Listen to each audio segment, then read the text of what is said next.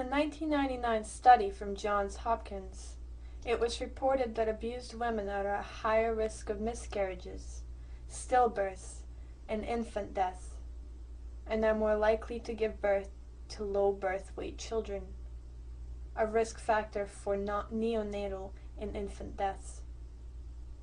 In addition, children of abused women are more likely to be malnourished and were more likely to have had recent untreated case of diarrhea and less likely to have been immunized against childhood diseases. Most battered women take active steps to protect their children, even if they do not leave their batterer. Domestic violence can severely impair parents' ability to nurture the development of their children. Mothers who are abused may be depressed or preoccupied with violence. They may be emotionally withdrawn or numb, irritable, or have feelings of hopelessness. The result can be a parent who is less emotionally available to their children or unable to care for their children's basic needs. Battering fathers are less affectionate, less available, and less rational in dealing with their children. Studies even suggest that battered women may use more punitive child reading strategies or exhibit aggression towards their children. When children cannot depend on their parents or caregivers for emotional support and for practical support, their development can be seriously delayed or, in severe cases, permanently distorted.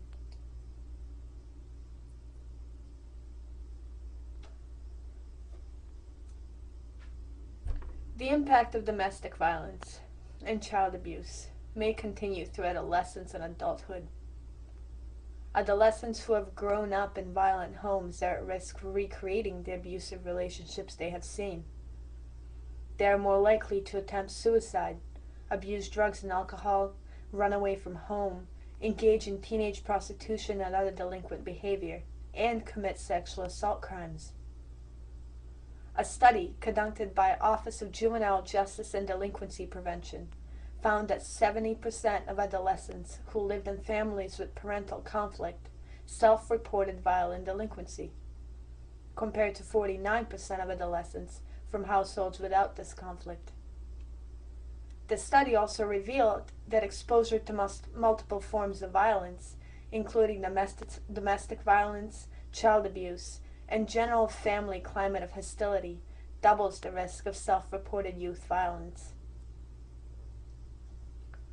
Researchers have also found that men whose children witnessed their parents' domestic violence were twice as likely to abuse their own wives than sons of nonviolent parents.